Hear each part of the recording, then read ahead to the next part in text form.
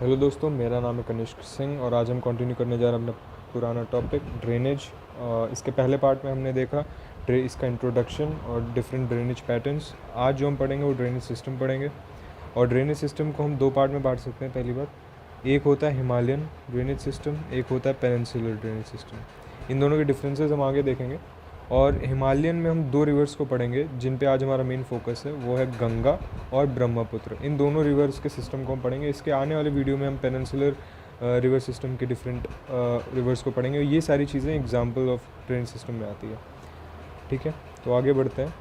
तो जैसा कि बताया कि इन दोनों रिवर सिस्टम में डिफरेंस क्या है, तो for example point by point हम देखेंगे। तो हिमालयन रिवर सिस्टम में, जैसे कि नाम बताता है, river originating from Himalayas and glaciers, यानी हिमालयन रेंजेस से ओरिजिनेट होने वाली रिवर्स को हम हिमालयन रिवर्स कहते हैं। और पेनिनसुलर रिवर जो कि इंडियन पेनिनसुला से बहती हैं, यानी कि सेंट्रल से सदर्न इंडिया के बीच में जितनी रिवर्स बहती हैं उनको हम पेनिनसुलर रिवर कहते हैं। और ये ओरिजिनेट होती हैं वेस्टर्न घाट से और सेंट्रल हाईलैंड से सॉरी।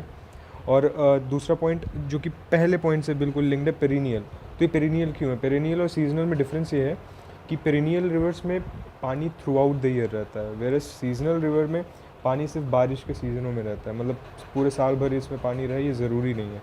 तो इसका कारण जो पहले पॉइंट से आप देख सकते हैं, क्योंकि जो हिमालयन रिवर है ग्लेशियर्स के पिघलने से बनती है, तो ग्लेशियर थ्रू आउट पिघलता है और ये थ्रू आउट पानी सप्लाई करता है। वेरस जो पेनिनसुलर रिवर है वो सिर्फ बारिश पर डिपेंडेंट रहती है। तो अगर बारिश पर डिपेंडेंट रहती है तो इसीलिए सीजनल है, right.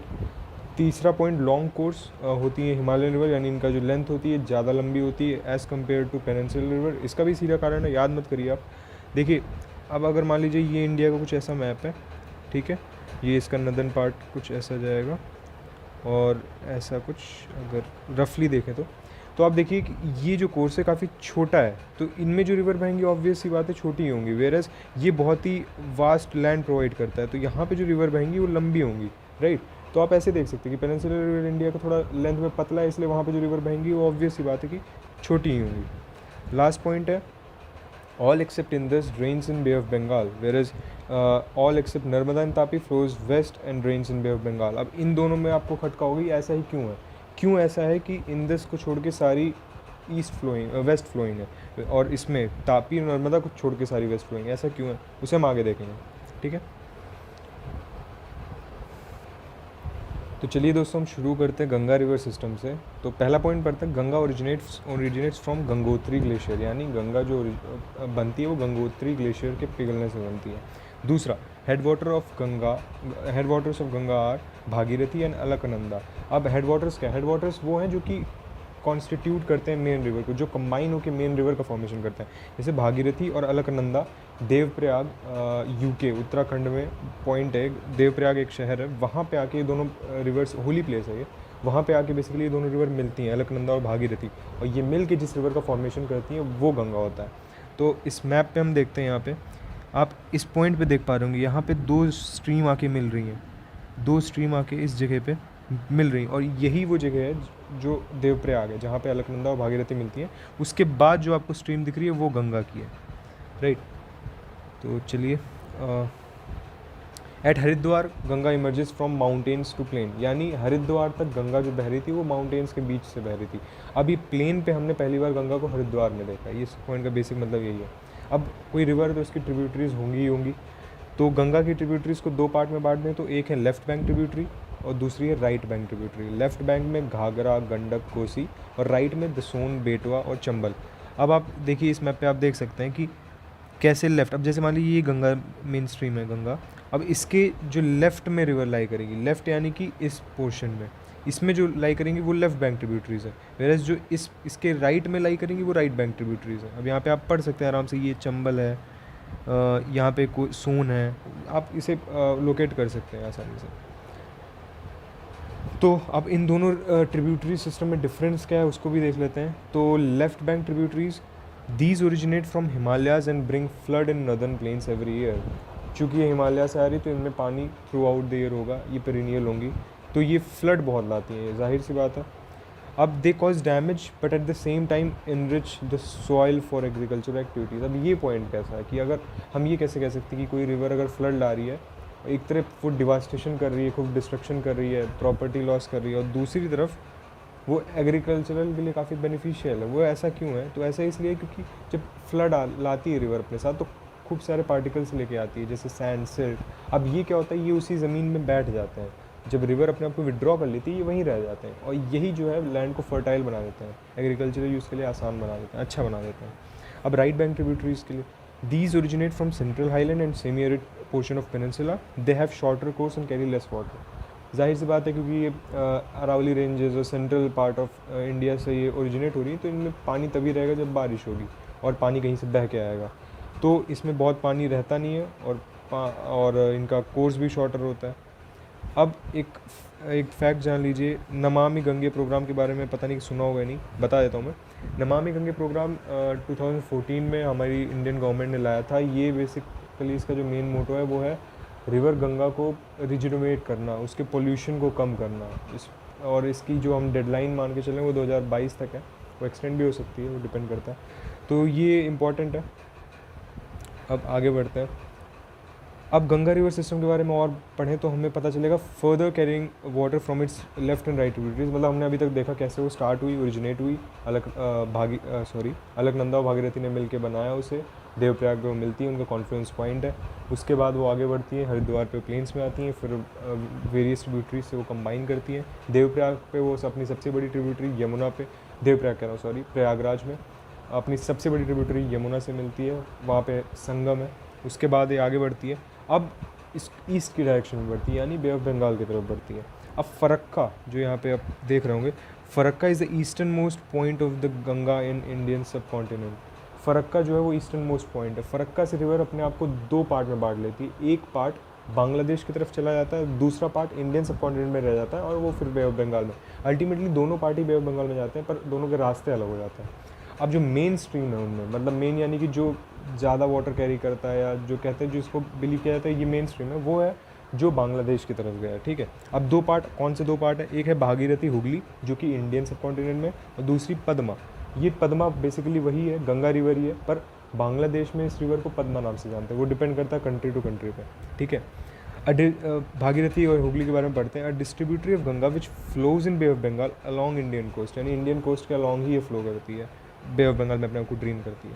Padma, main stream of Ganga that flows in Bangladesh, it further joins Brahmaputra and flows in Bay of Bengal forming Sundarban delta. अब सुंदरबन डेल्टा क्या है? तो दोस्तों सुंदरबन डेल्टा वो है जो गंगा रिवर फॉर्म करती है जब वो अपने आप को ड्रेन करती हैं बे ऑफ बंगाल में। अब देखिए, डेल्टा का फॉर्मेशन सिर्फ हिमालयन रिवर्स करती हैं, वो जब भी अपने आप को ड्रेन करेंगी तो फिंगर लाइक प्रोजेक्शन से वो अपने आप को बांट देती हैं at the very last point, और वो फिर अपने आप को ड्रेन कर देती हैं बे ऑफ बंगाल में, राइट। अब इसको हम और अच्छे से पढ़ लेते हैं। सुंदरबन डेल्टा, इनका नाम सुंदरबन डेल्टा क्योंकि आप यहाँ पे ये जो इमेज देख रहे होंगे ये सुंदरबन डेल्टा की इमेज है, ठीक है। अब इनका नाम ये क्यों पड़ा है? तो ये पहली बात तो बहुत सुंदर है, और दूसरी बात ये इनके जो ट्री कॉन्स्टिट्यूट हुए हैं जिस ट्री से, उसका नाम है सुंदरी tree, derived it's name from Sundari tree, right. और ये आप यहाँ पे जो इस इमेज में यहाँ देख रहे हैं ये सुंदरी ट्री है। ये मैंग्रोव फॉरेस्ट बनाते हैं, मतलब कि वो फॉरेस्ट जिसमें पेड़ आधे पानी के नीचे होते हैं और आधे पानी के ऊपर। यही घर है the great Indian Bengal tiger का। ये काफ़ी एक्सटिंक्ट स्पीसीज़ है, तो गवर्नमेंट काफ़ी कुछ कर रही है इन्हें बचाने के लिए, इन्हें प्रिजर्व करने के लिए।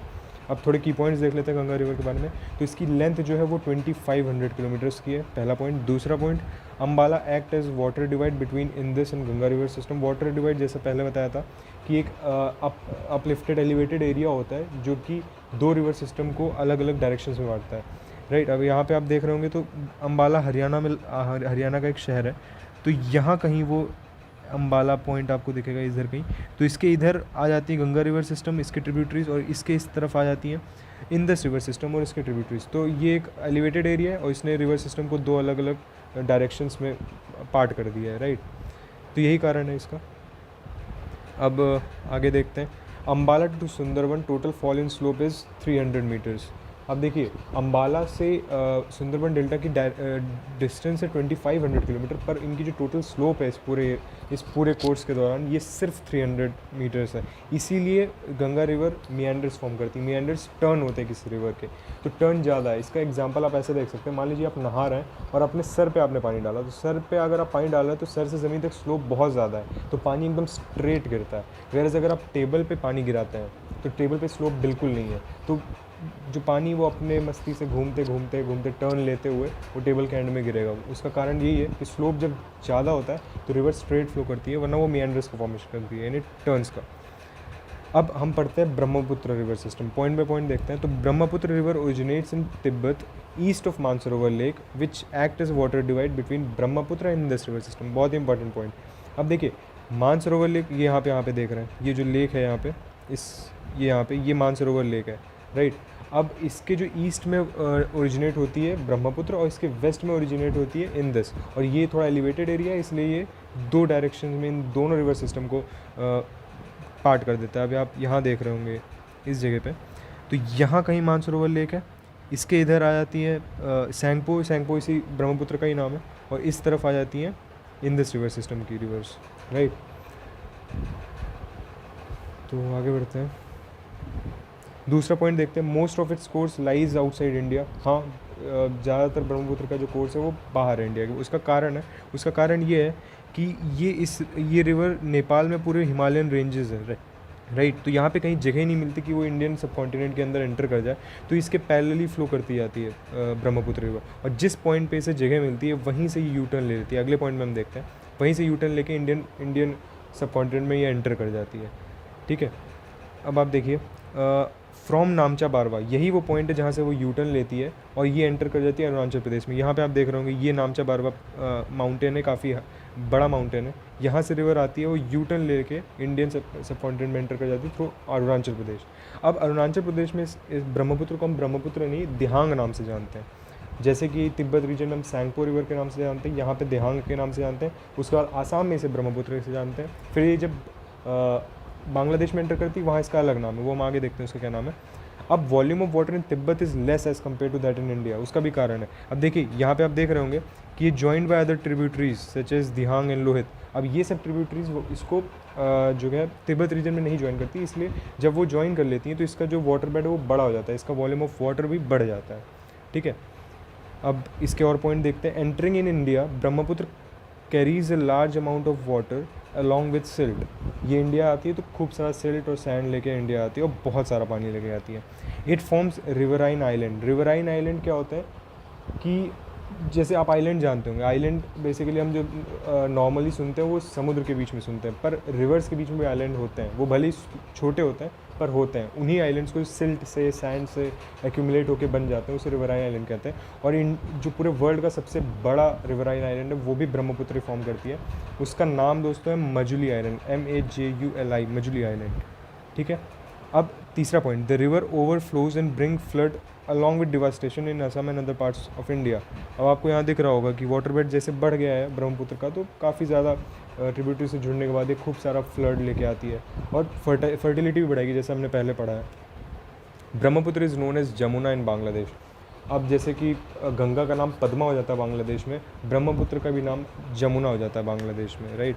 अब जमुना एंड पद्मा, अब आप जमुना ब्रह्मपुत्र है जो कि बांग्लादेश में एंटर कर चुकी है, पद्मा गंगा है जो बांग्लादेश में एंटर कर चुकी है। अब इन दोनों का कॉन्फ्लुएंस होता है, यानी इन दोनों का संगम होता है, ये दोनों भी आपस में मीट करती हैं, ठीक है। अब ये कन्वर्ज करती है और जो अगली रिवर इनके बनने के बाद बनती है उसे मेघना नाम से जानते हैं बांग्लादेश में। और यही मेघना रिवर है जो लास्ट पॉइंट में हम देख रहे हैं। मेघना then finally drains in Bay of Bengal forming Sundarban delta. अब सुंदरबन डेल्टा बांग्लादेश से टोटल इंडिया तक फैले हुए हैं, तो काफ़ी वास्ट रीजन इन्होंने कवर कर रखा है। तो आप पिक्टोरियल इसका रिप्रेजेंटेशन हम देख लेते हैं आखिरी बार। यहाँ पे ये सैंगपो रिवर के नाम से तिब्बत में आ रही है, फिर यहाँ पे अंदर आती है, ठीक है। अब यहाँ पे हम इसे दिहांग नाम से जानते हैं अरुणाचल प्रदेश में, फिर ब्रह्मपुत्र नाम से आसाम में, फिर ये बांग्लादेश में एंटर कर जाती है। देखिए आप यहाँ पे बांग्लादेश में एंटर की, यहाँ से गंगा रिवर आ रही है जिसका नाम पद्मा हो चुका है, ये दोनों मीट करती हैं और फाइनली सुंदरबन डेल्टा फॉर्म करते हुए ये बे ऑफ बंगाल में ड्रेन कर जाती हैं। ये पूरा एनालिसिस था इन दोनों रिवर सिस्टम का। अब अगले लेक्चर में हम और आगे कंटिन्यू करेंगे, तब तक के लिए टेक केयर, गुड बाय।